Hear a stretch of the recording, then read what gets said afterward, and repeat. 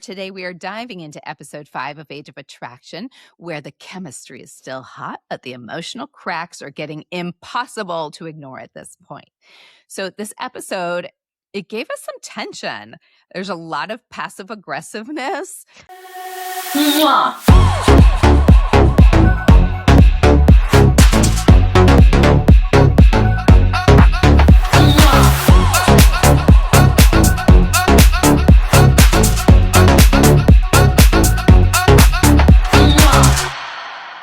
Welcome back to From Mrs. to Ms. I'm your host, Andrea, back again with my girl, Aussie. Hi, Aussie. Hi. Hi. I love that you're here. Today, we are diving into episode 5 of Age of Attraction, where the chemistry is still hot, but the emotional cracks are getting impossible to ignore at this point. So, this episode, it gave us some tension. There's a lot of passive aggressiveness. We've got some celibacy struggles. We have some emotional mismatches and some major questions about whether these couples are actually compatible in real life or just caught up in the excitement of the experiment that I keep saying. We're going to touch base on Vanell and Jorge, who are spiraling over intimacy and expectations within the relationship. We've got Vanessa stepping into full lieutenant Vanessa here mode with Logan, and honestly, a few couples that are surprisingly starting to grow on us a little bit. So we have a lot to unpack. So let's dive into episode 5. Woo! All right. So we're going to start out with Libby and Andrew. And are they seeming to be more comfortable? Is there more depth there? Are they blending well? What do you think? Well, again, going back to my cringe, it doesn't seem to be, and again, we never know how they edit this. So we're going to preface that in saying that what we see is that there's no intimacy. I don't even think they're sleeping in the same bed. It just feels I don't think like so. They even point barely out kissing. Barely, and they're joking with each other a lot. So it just feels a bit sort of like an immature relationship. Mm-hmm. And But let me just interject there that I am okay with that coming from a mom who has a 23-year-old. I'm kind of like, yay, let's just slow this down, get to know each other, make sure you want to do that, because I don't want her jumping in and having sex with him. And then she's got all this craziness going on inside her, and it becomes more of like a chase than an attraction. I don't want that. Yeah. And they even point to her. They joke about being roommates forever. Mm-hmm. And he does tell her that they eventually have to move the relationship forward. So I think it sounds like she is a bit, going slow, which again, I agree with you. I'm all for slow burn in, because fast burns in. When you burn in fast, it leaves fast. So that's something I tell a lot of my clients. Slow the F. Slow and steady down. wins the race. Slow and steady. You want to figure out, as you're selecting, you want to figure out how you feel around this person without all the pheromones, right? Yes. And you want to kind of sense from a place of groundedness, not from a place of infatuation, which usually is what happens when you first meet someone and they're attractive. Yeah. I mean, let's face it, they're the most attractive couple on the show. Yeah. And then he asks Libby if she is ready for a commitment or if it scares her. And of course, Libby says, no, that wouldn't scare me. So then he asks her if you were a dad. Yes. She asked if she would, Andrew asks her if she would. And is this also where he asks her if she knows who the Spice Girls are? Is that where this is? And she's like, no, possibly. I don't know even one. And she mentions the Powder Puff Girls. Did I know? Like, there is the age gap right there. There's nothing else needed to be said. Yeah, I know. That is so funny. Okay. Yeah. All right, then we are on to Teresa and John, and they are at dinner, and they're talking about whether or not they're going to have kids. And I think this is a good time for them to do it. They're recognizing they are kind of moving forward. He's about to meet her kids, soon. And I feel like, she's wanting to know, hey, I don't think I want to have more kids. You are 27. What does that look like for you? And he's like, I know, I don't wanna have kids. He's very certain of who he is, and I do like that. I think he knows who he is, what he wants, what he's looking for, and he has a maturity level to go with it. Do I think that could change down the road? Absolutely. You're 27 and kids seems like a burden right now. Mhm, mhm. And he's trying to impress her and keep her and say all the right things, right? So, I think that's a little bit tricky. Yeah, I'd be curious to hear about his background, also Mhm, because he says that he saw how hard his parents worked at raising him and his sister. So mhm, he never really ever had a thought that, "Oh, I wanna teach my son how to play baseball." It never crossed his mind, and I think at mhm. this point, he's vocalizing, "I don't think I want kids." Yeah, And yeah. I wonder how much of that is him it is his truth, and how much of that is him still trying to please her and, be the Yeah. good boy. Absolutely, because Mhm. how quickly could that turn things if he's like, "Yeah, I do wanna have more kids," and she's like well, she said, like, physically, it's not even healthy for me to do that. I mean, she's 53, 53, Ship 54, has 54. sailed, Yeah. baby. The ship has sailed. You're done, girl. Yes. That's it. Next. All right. John wants kids 10 years later that she would consider adoption or surrogacy. Adoption. Yeah, Um, I like but that, I and think he was John kind of was open to that, but again, let's think about that. 10 years down the road, she's 64 and he's 37. oh, heck What? Like, no. she's not gonna be adopting kids at 64 years old with a 37-year-old. It's just not gonna happen. Not gonna happen. No. All right, next we have Derek and Feifer. Okay, they're slightly growing on me. They were being very silly, very playful, and that's maybe why it was growing on me, just because I was like, "Oh, it's nice to see them having fun." But can Wait, she hold really go on. deeper? Hold Yeah. on. Did I Was get she off? growing on you because she was holding a stick of potatoes?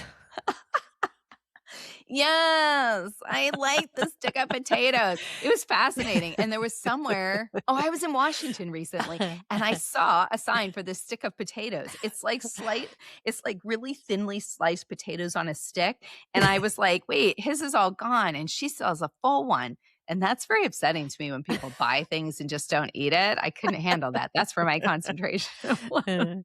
Anyway, sorry, I did a I squirrel need to brain. know. I just That's wanted all to know. right. Yeah, that's why they're kinda growing on me. But they start to have the conversation about whether they're gonna move to Dallas or not because she's in Ohio, he's in Dallas. I don't think he's moving to Ohio. He's got 2 kids, he's got a whole life. I love that she was like, "I didn't even consider that you were gonna move to Ohio. I just knew that if this was gonna work, it's something I would need to come to you, and that would make more sense." I don't even know what her living situation is. My guess would be more that she's still living at home or with, like, her little roommate, and he's probably got, a home in Dallas, so that makes more Yes. sense. And here's what I like that he said. I'm a But big Derek fan. mm. I like that he said that he would introduce her to his kid's mom before he introduces her to the kids, Yes. which I To thought make sure was it's good. so Classy. thoughtful, so Yeah. classy, so yeah, class act. I'm kudos to you. Yep. Yep. Kudos. Kudos. Kudos. Nice job, Derek. But that's age too. 38, 38, 43. But that's age too. Mhm. 43. He's got the maturity of that. And that probably didn't even cross her mind, would be my Mhm. guess. Yeah. So, all right. That's all we've got to say about them, really. It's just, But how that's many a, baby mamas th- does he have? I just wanna know, because 'Cause he's oh, got I don't 2 know. 2 boys. They're Huge very gap. different. Yes. So There's got to be two how in many there. moms is he gonna introduce her to? I just I need to don't know. know. We need to know. But I think All right. yeah, I get you every you time. get me every time. I just wanna keep Every going. time. I know. I know. I'll stop. All right. All right. I'll kind of give you a wink if I'm moving on. All right, we're moving on to Vanell and Jorge. I love this storyline. This is what's keeping me totally invested It is the yeah. storyline. Mhm. So at this point, they are struggling with her celibacy.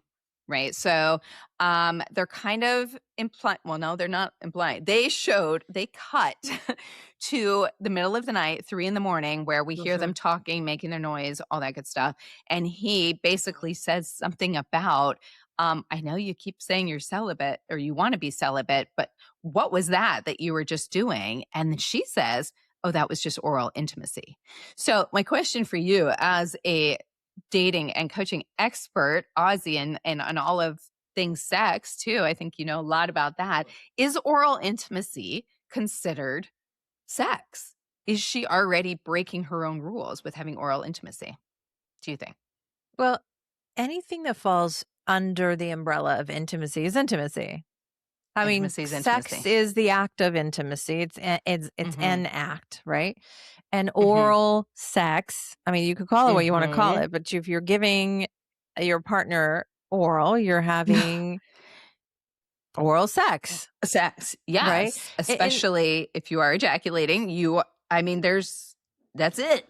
mhm, That's it right there, right? mhm. And he also makes certain that we know that she climbed on top of him and she simulated having sex on him and she orgasmed. So with that, again, I mean, It's I'm confusing. on board. It's confusing. I am on board with him on this. She has been very specific about, from the moment in the promise room, about what her values are and her morals on having sex before marriage. So when you are going to do everything there is to do right up to that tip top spot of, okay, maybe he just didn't put it in, I don't think that's being fair to him. I think she's, having her cake and eat it too, I think Mhm. is what she's doing, Well, orally.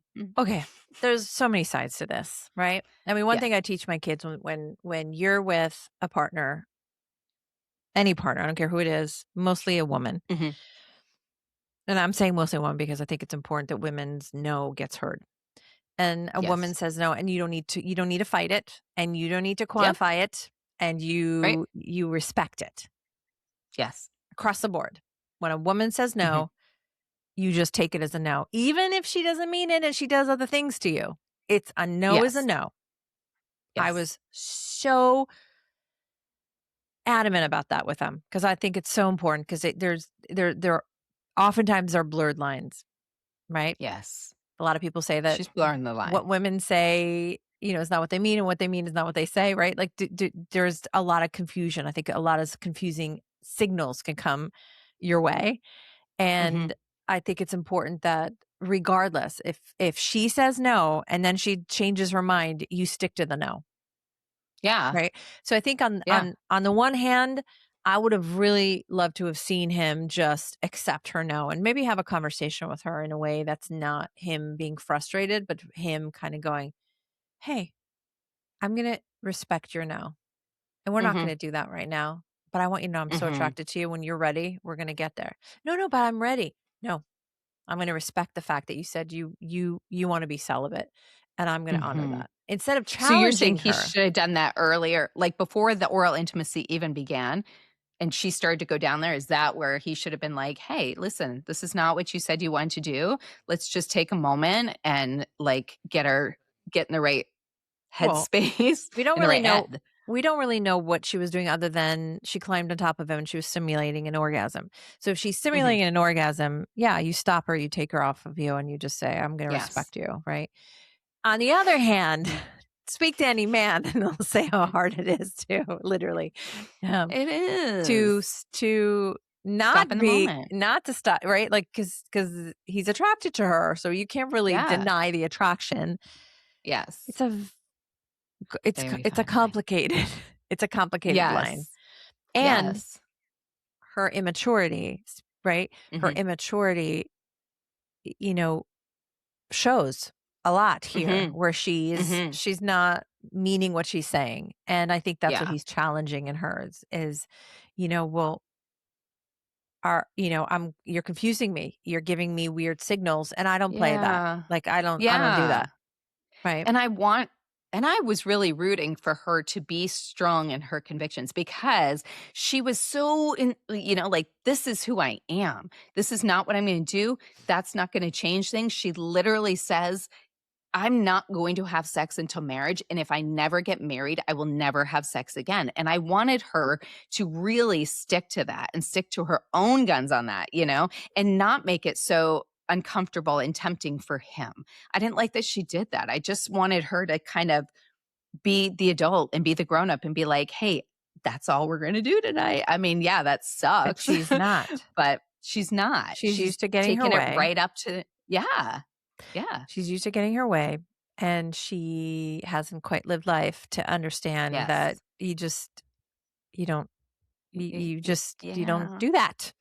And I think do that. But on the other hand, I really think Jorge should have Stop it. If she says she wants to be celibate, that I think he should have slept on the couch. He should have just been until she's ready to be intimate. She understands it. Like, again, what do you expect? She's so young. Yes. And I really think they could have had that conversation beforehand, just saying, okay, if we are going to sleep in the bed tonight and we are going to be intimate, what does that look like for you? Where is the line? What's your safe word? How do we know where we want to stop and still respect your boundaries and mine and be fair to it all? I think they could have had that conversation ahead of time instead of it sounds like everything happened and now there's this awkwardness amongst them, right? Yeah. I want to insert something here too. Please. A man in his age. I mean, let's tell the truth here. What does a man age 60 want from a young lady? Sex. Let's be real. Thank you. So, I mean, that's it. He's attracted to her. He's not attracted. He'll say, I'm attracted to her. She's so intellectual, and that's very attractive to me. Okay, great. There's a lot of intellectual people out there. You want to have sex with her.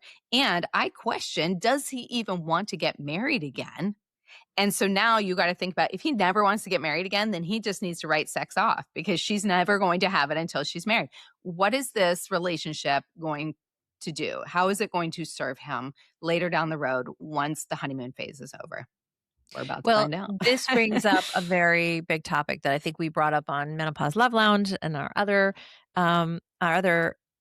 beautiful podcast that we love so much. Yes, and it's the word boundaries. Yes. Boundaries, right? When you honor your core values, you have boundaries to protect your core values, correct? And so both clearly don't honor their values, nor do they stick to their boundaries. And of course, they're going to get frustrated because I think there's unsaid expectations from both of them. She expects him to just do whatever she wants to do on him until that end point. And he wants to have sex with her. Yes. It's man. I'm sure that's why they brought her on, not specifically, but that was a good added element to her, her story, because that is such a huge thing in relationships. And to put that together with somebody who's 60, it would be interesting. I almost wish they had one of those, remember those books, Choose Your Own Adventure? And you could get to a certain point. Yes. And you can decide, am I going to go this way or this way? It would be very interesting if we'd gotten to a point of Choose Your Own Adventure where we could see how it would have played out with Justin in this very similar scenario. Right?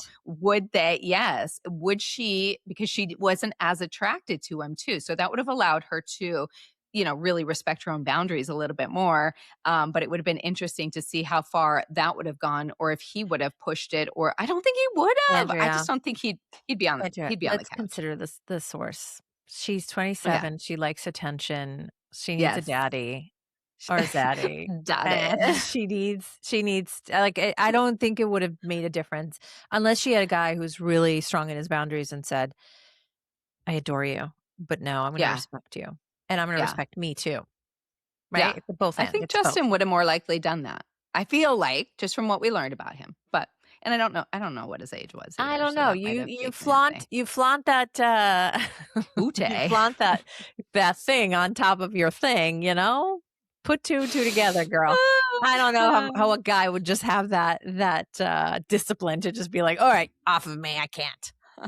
There might be some guys out there, and come after me if you are, and feel free to challenge me on this. But I would say just in for the sake of this, I think I think she liked the attention. She wants to be wanted, right? What woman doesn't? We all do. And that's how she's, And she's very into him. She's very attracted to him. But let's move on because I think more things happen here. Wow. All right, here we go. Okay, so we are on to Vanessa and Logan. Their communication is off. So they are out having dinner, and it just feels like this constant push and pull with them. They're just not seeming to be on the same page. They're not really getting each other's jokes. At one point, she's kind of on him about the relationship and showing more that he's into her. And he even says at one point, "Hey, I don't know if you're the one." And that took me aback a little bit because I was like, is that something he should be saying out loud to her at the moment? Or is that something he should be saying to his body? He's like, I don't know if she's the one, but I want to find out. I don't know. Would that have bothered you? A man saying, hey, I don't know if you're the one. No, because it's honest. Yeah, it is honest. It's so honest. It's like realistic. And by the way, this whole notion of the one, I could do a whole episode on it. No, just no. There isn't the one, the only one that you are always seeking is you. I know sounds cliche. Well, cliche. I think that, and what I teach, the one you're looking for is looking right back at you in the mirror. And the reason why we think we're looking for the one is because we are doing everything and anything to avoid that connection with self. And therefore, that's where our insecurities start to crack through. And we start to choose from the place of insecurity rather than a place of security. So I think I think it's very honest and I think it's true. And I think that he's right. He doesn't know if he's the one because he's not. Yes. You get it for that. I'll be here all night. But Andrea, yes, you're so correct in saying their communication is so off. Communication 101. When you're first getting to know someone, listen more than you speak. Listen more than you speak. Correct. Yes, totally agree. I love that. Yeah, I think she's just too anxious Annie too. She's just like, tell me you want me. Tell me. You need to be with me. You're so attracted to me. You want to have sex with me. She just wants it all so bad. And I hate to say it, but like if we probably went back and really delved deep into her 4 failed engagements, there's a pattern there. There's a pattern, Well, there's a pattern of her, right? She's got an insecure in most of her dynamics because she has not experienced a trustful relationship with herself or anyone else. But Logan also doesn't have the maturity to make a woman feel safe and secure. So let's be real there.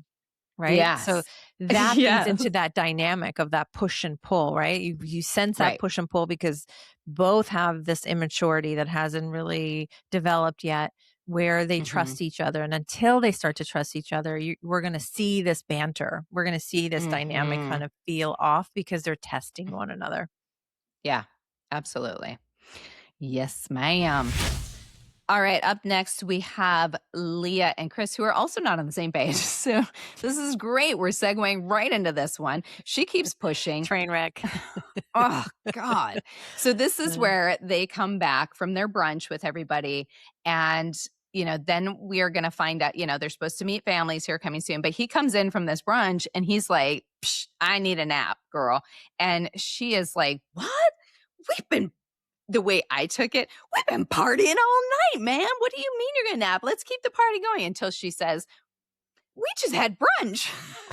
I'm like, oh, so it is nap 30. You're right.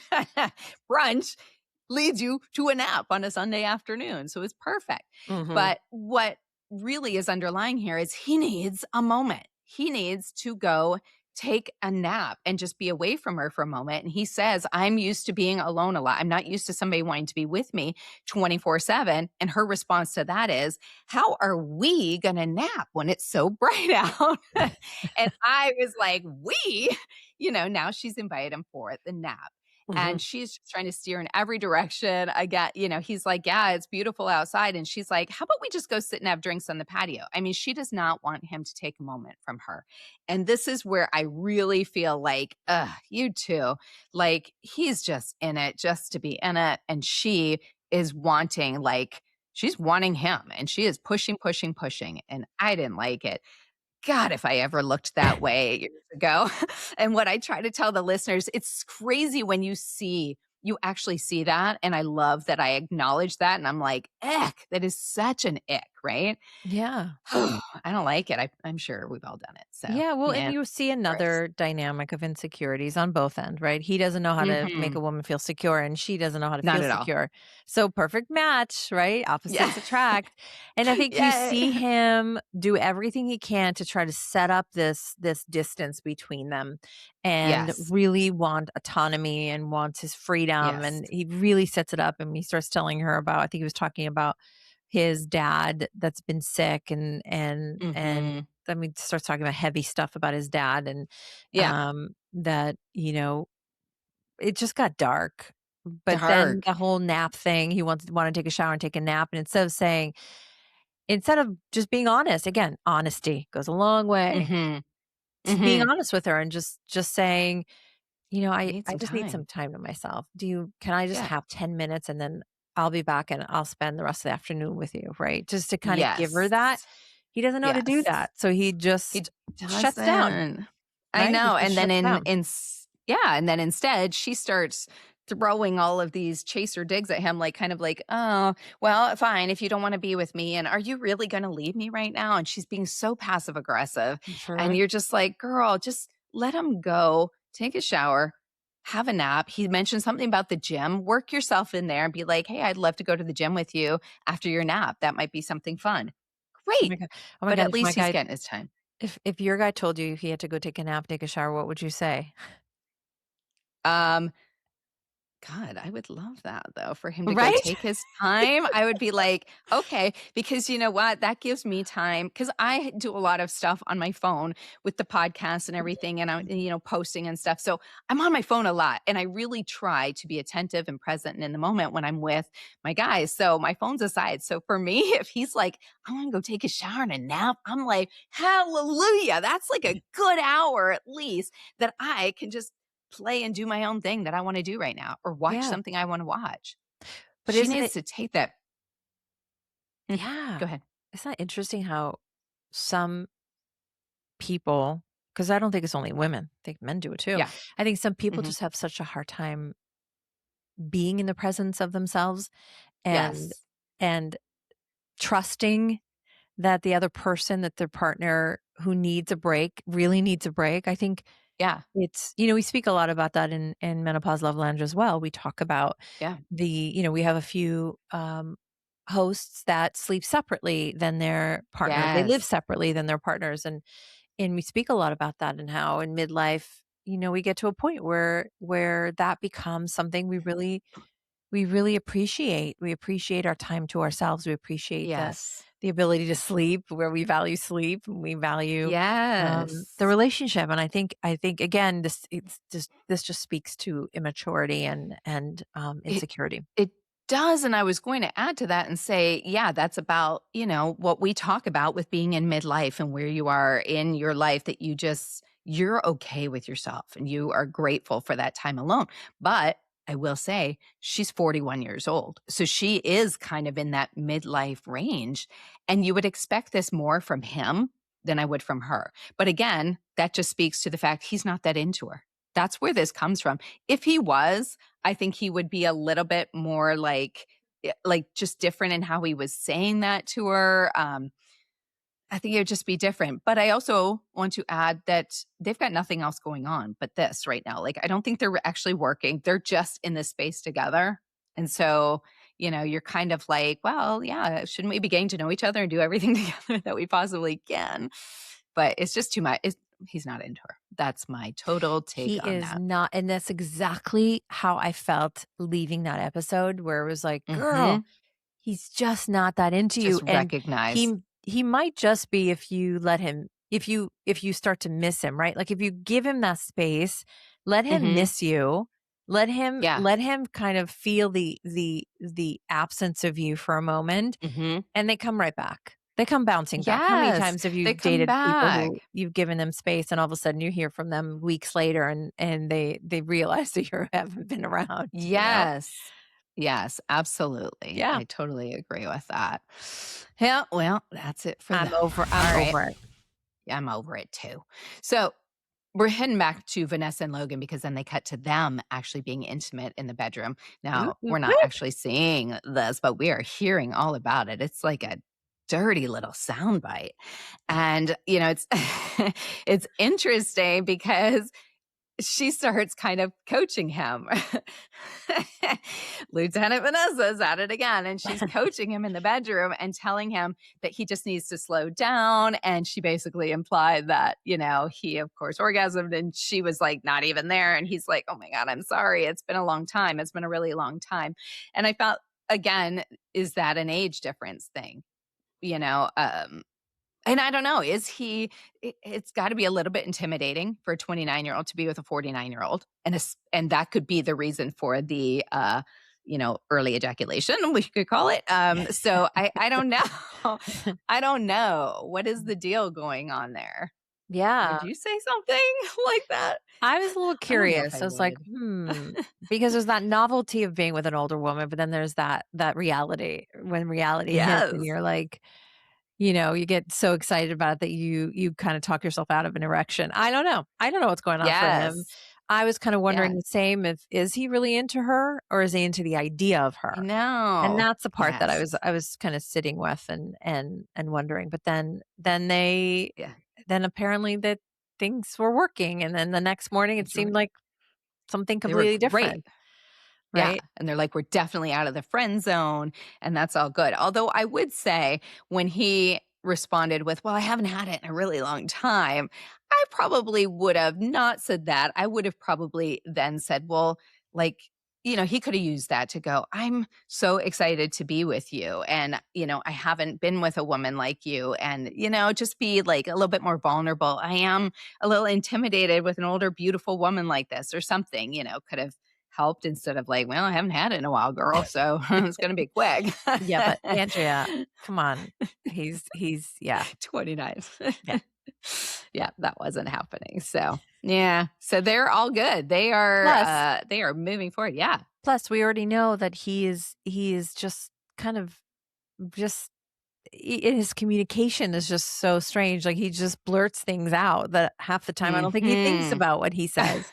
He just says them, and you're like, He does. shock, whether it's for shock value or it's just the way he is. I mean, I don't know. Yeah. I don't really know these people. I just know what I see, and it's Well, we saw it a couple cringe. of times with his moments with the other couples and where, when they were talking about the kiss that her and Chris had and he was like, "Oh, I'm sure there was some tongue in there." Like he just comes out with this stuff. Or calling her Lieutenant Vanessa. They were all like, "Whoa." It's funny. My son was just telling me. I was like, "Hey, how are things going with this girl that he was into?" And he's like, "I don't know. I think we're done because she didn't like the way I was saying things to her." I'm like, "What do you mean?" What did he I said, "What say? did you say to her?" I said, what's up, pimp?" I'm like, "Why Oh, would you say that to a girl you're interested in?" He's like, "I don't know. I call everybody pimp." him. I'm like, "Yeah, Well, not a girl you're courting." And he's not like, a girl you're courting. I'm like, "What did she say to you?" She said that I was cringy. I'm like, "Yeah, that's cringy." Oh. I was like, Oh, you just missed out yeah. on anyway. So Yeah. See, yeah, live and learn. some people We just won't do that again. they don't think about what they say. Anyway, They don't. I think They I don't. overthink. That's funny. I try to. First of all, I can't hide my truth on my face. Everyone knows Yeah. if when I'm annoyed, when I'm pissed, when I'm judging, when whatever I am, my face reads. Oh, I've seen it. You've Yes. seen it. And I can't help it. And I also can't help but tell the truth because I don't want to be someone who's holding back how I feel and Yeah. what I think. And Yeah. so I have to work really hard before I say something and to Yeah. whom, right? Like I'm very Yes. discerning about who I say what to in what way. Because I know certain people are sensitive. I know my sister is super sensitive. And if I tell her the truth about something, Yes. it could anyway. So we're digressing, but Yeah. I think that's just how he is, and we're going to leave it there. Moving on. Yeah. Moving on. Okay, so we have touched base on all the couples that are in this episode this time. So now we're just going to add in a few little nuggets of good stuff here. So we go back to Vanell and Jorge at this point, right? And they're kind of talking about their they're talking about an incident that happened, and you can tell by their demeanor, by the looks on the face, by the fact that she's sitting over here and he's sitting over there. This is not a good conversation. This is beyond the celibacy conversation, right? And so so they start talking about like his protection of her, and then they also talk about the immaturity of her about the intercourse and not wanting to have it, but that she'll still do other things. So this is all kind of coming out within this one conversation to a point where she's like, hey, I'm not a dude that you can control, right? And she still talks about not having sex until marriage.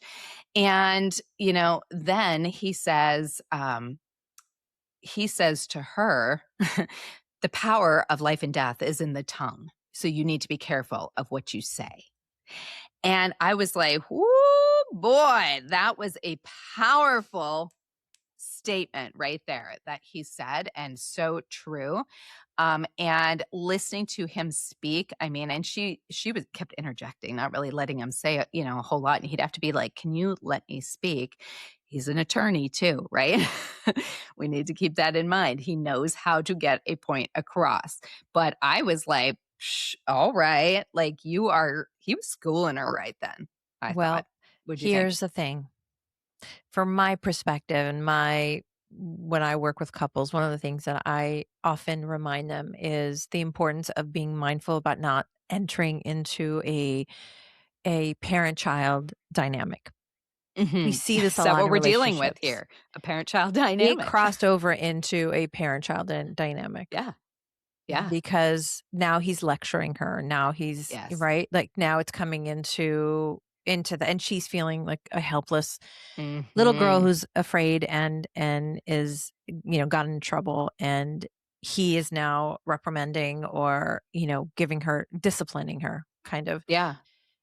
It again, ick, right? Like ick. that's like, that's happening. I appreciate your wisdom. And he's correct in what he said.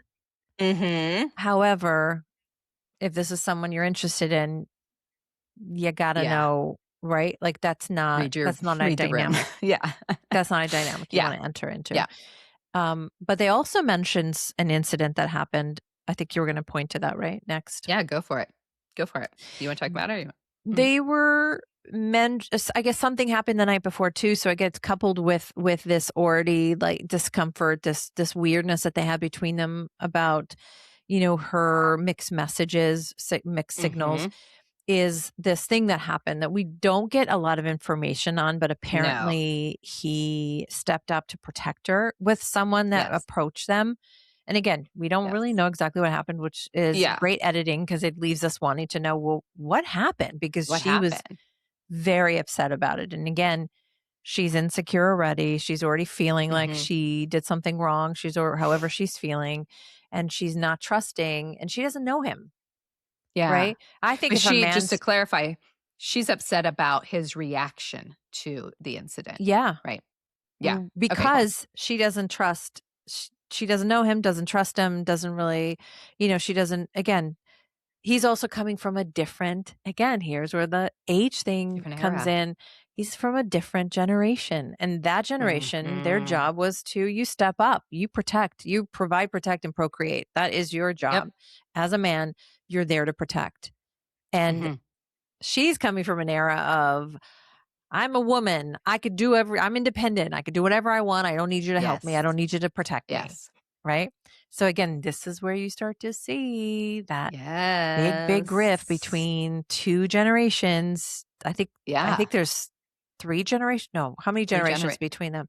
33 year age difference. Probably 2. Yeah. I mean, he's Gen, is he Gen X or is he more, is he I don't know. Anyway, couple generations older than her, and it shows. it shows, right? Absolutely. Absolutely. And, I was going to ask you that. And yeah, from the image that I got, a little bit of the story, somebody kind of following him and he felt like he was invading in their space and he kind of stepped up to him. And, he felt like he was protecting her. Would you see it that way? Would you have reacted the way she did about it? Or would you see it as, that's my man, like protecting me. He wanted to make sure I was good. I would love it. I think it's hot. And Yes. again, we don't know exactly what happened and how it was done. I mean, did he like beat if someone beat someone in front of me, I Not down for that. Yeah. not down for that. If he did he pull a gun out at someone? Don't know if I'm down with that. But if you're coming from that generation of I'm going to protect someone, and later down the road we hear the actual explanation, so we're going to reserve that.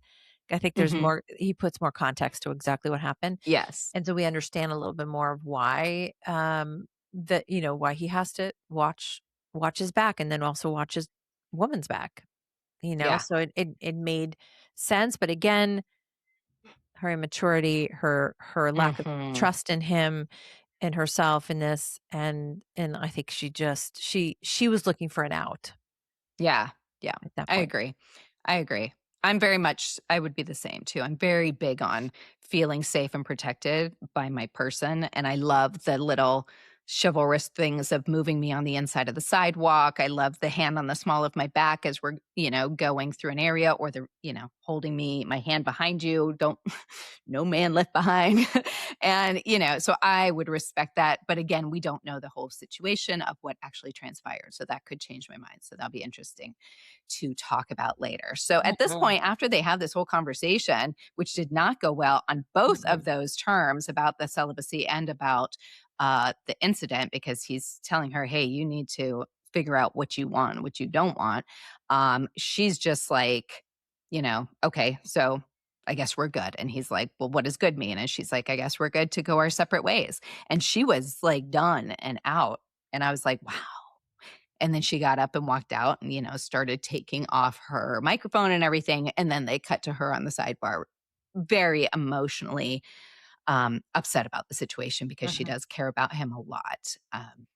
Yeah. I think she jumped ship a little quick on that. I think, again, that shows her immaturity. Like, hey, let's continue to talk this through and see what happens. So they were done. They were done. She tapped out. Yes. Tapped out. Bye. So then we show them meeting up with the friends again. And it's everybody's like, woo, we're missing one couple, which is obviously Jorge and Vanell. So, they just kind of talk amongst themselves, say what's going on. Everybody's having little chats and everything. And then in enters Nick and Natalie to, kind of catch everybody up on what's going on, with what happened with Vanell and Jorge, where everybody else is at. And then they drop the little bomb that they are going to be meeting. Ooh, let me do my, wait. They drop the bomb that's going to be meet the parents and the families and all that good stuff, right? And so everybody's like, because to say kind of what Teresa keeps saying, they are in a bubble right now. They don't have to answer to anybody but themselves, So it will be very interesting. They all kind of are taken aback by it. They're very like, good and bad, like, yay, I get to see my family or my friends, but what is this going to look like? Right. And then they cut to Vanessa and Logan pretty quick talking about it. And she starts in again with like, are you excited to are you excited to have me meet your friends or family? And he, kind of being realistic again, says, I'm just, I've never really brought anybody home. I've never brought a girl home. And, unless it's somebody that I'm really, truly invested into. And then she's like, so you're not truly invested into me. Just like, girl, again, I would love to know the time frame of this. What are we at, a week? A week. Would you ever meet a guy or girl's parents after a week? Never. You just wouldn't. No. So the fact that she's so like worked up about it, instead of again being mature and being like, that totally makes sense.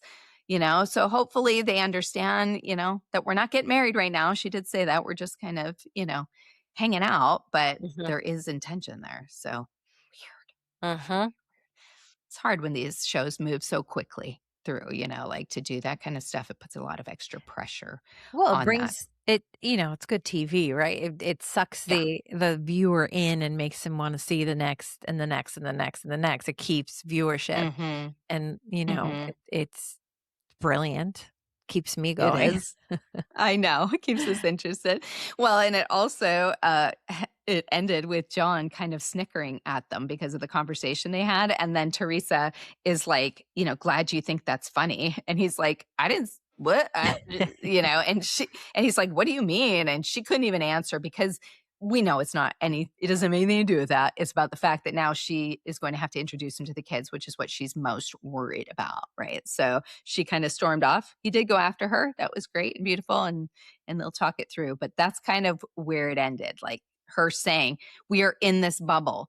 This is not reality. My reality are my children. So, and then they brought in this heavy music of like, are they done? It's really... Yeah. There's also some weird tension between the group, right? Like there was something with Feifer and the whole thing was Chris and out of that bubble. Once you're out of that bubble, then things start to seep in. Yeah. So, very interesting how it all turned out. All right, guys, that wraps up our episode 5 recap of Age of Attraction. And honestly, this episode proved that attraction is the easy part. They got that down. But real compatibility, that is a whole different story. So between the pressure around intimacy, the passive-aggressive moments, emotional disconnects, and the couples trying to force relationships that we know just aren't fitting, we see it. There's been a lot to unpack here.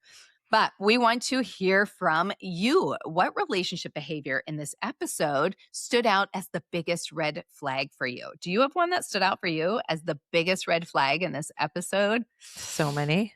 There's so many. It's just the maturity layered on top of immaturity. And I think that's what we're mostly seeing. And they need to acknowledge that, right?